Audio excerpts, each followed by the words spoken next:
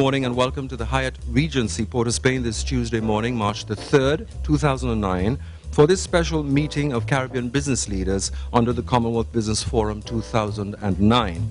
This two-day meeting has been organized by the National Secretariat for the 5th Summit of the Americas and the Commonwealth Heads of Government Meeting 2009, Government of Trinidad and Tobago, with the support of the Caribbean Association of Industry and Commerce, the Commonwealth Business Council, and the European Union BizClim program.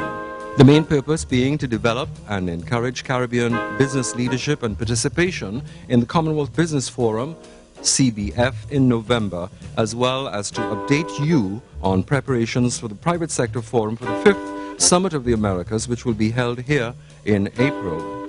We are pleased to welcome participants from Anguila, Antigua and Barbuda, the Bahamas, Barbados, Belize, the Cayman Islands, Dominica, Guyana, Jamaica, St. Lucia, Grenada, St. Kitts, St. Vincent, and the Grenadines, the Turk and Caicos Islands, and Trinidad and Tobago.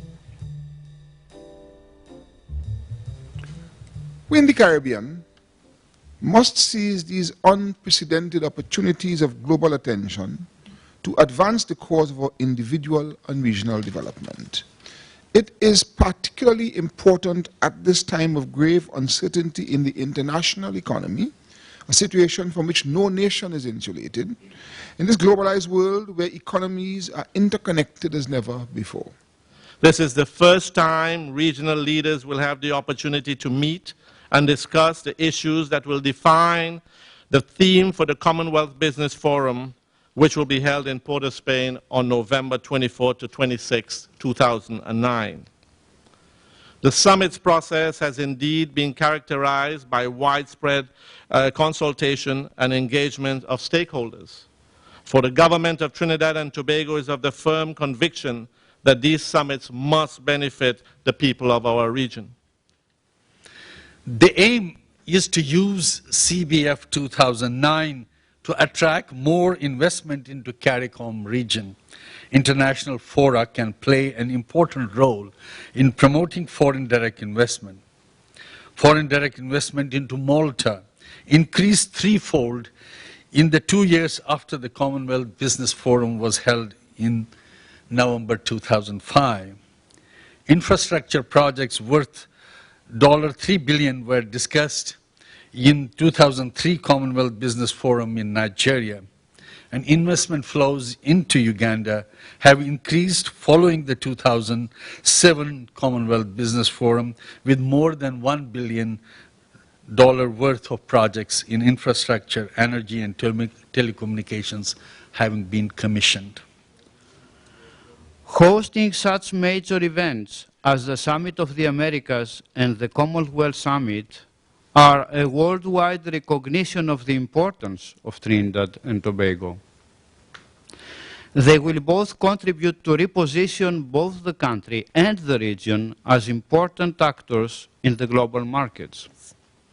The Caribbean Association of Industry and Commerce will fully support this endeavor as we seek to marshal and present issues of the regional private sector. The private sector still remains the engine of growth in our economies, and at this time, it is even more imperative for both the private sector and governments to collaborate to ensure that our economic hurdles are crossed.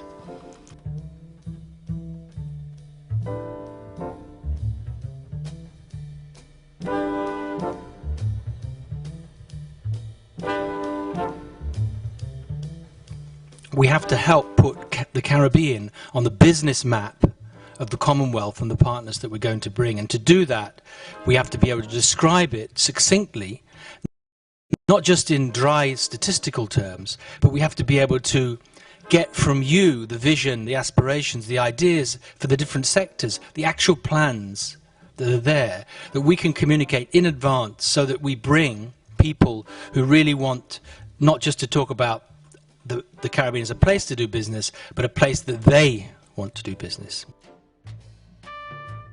What has come out very clearly over the last several years has been a focus on agriculture, the ability to feed ourselves, the ability to add value to agriculture by doing agri-processing rather than bringing foodstuff in cans from Britain and foodstuff in cans from Korea or Taiwan or China or America, and yet take the foodstuff that we produce and in a viable way add value to it so that we in the Caribbean can consume the food that we can produce.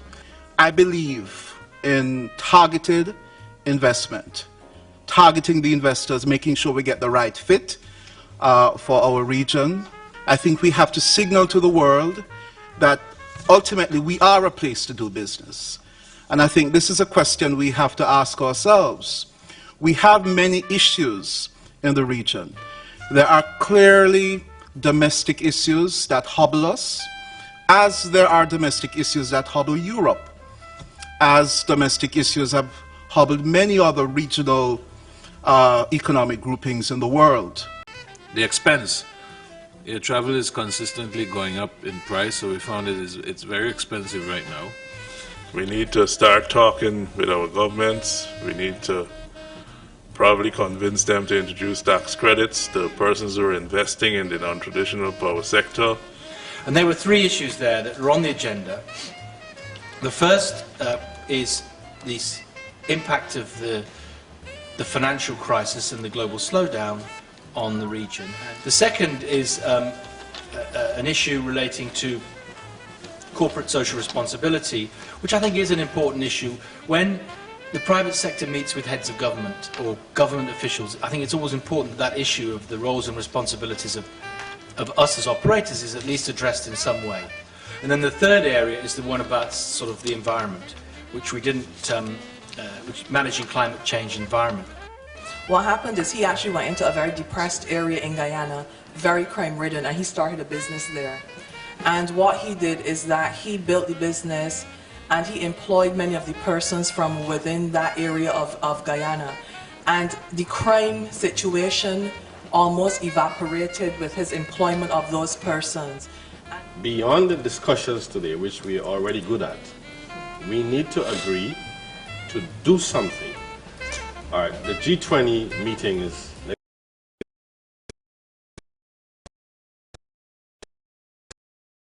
month, so there's not much time, but I think that this is a good group to agree to put together a working group, a small team or whatever.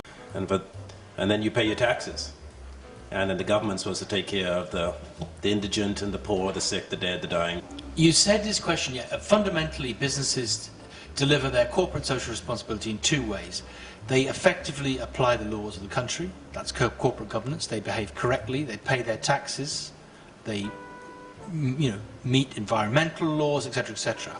And by doing that, they help the economy, they create jobs, they pay for social services and deliver the hospitals and so on. Yes. So they are good citizens in terms of following the law and contributing to wealth and social development. The problem is, in most emerging markets, the state's not strong enough to do all those social things. Without the support, in fact, you could argue in all societies, without the support of the civil society organizations and the private sector, maybe doing a little bit more, you're never going to get the development you want.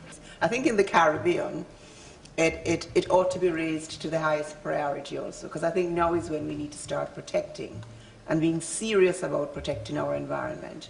And I think so far we have done some things, but we have certainly not done enough. The problem arises when the concentrations of carbon dioxide and greenhouse gases on the whole increases as a result of anthropogenic or human activity, which causes an increase in the buildup of heat in the atmosphere that results in the gradual warming of the Earth's atmosphere. The scientific evidence, therefore, is overwhelming that climate change poses a very serious threat to the global environment and perhaps is the defining human development issue of the 21st century, as was reported in the Human Development Report 2007. Ecotourism is very much a viable, high market kind of product now. And I'm saying that this should be of importance. The world is focused on environmental issues, and we are not isolated from it. And as an organization, or as a business community, we have a part to play.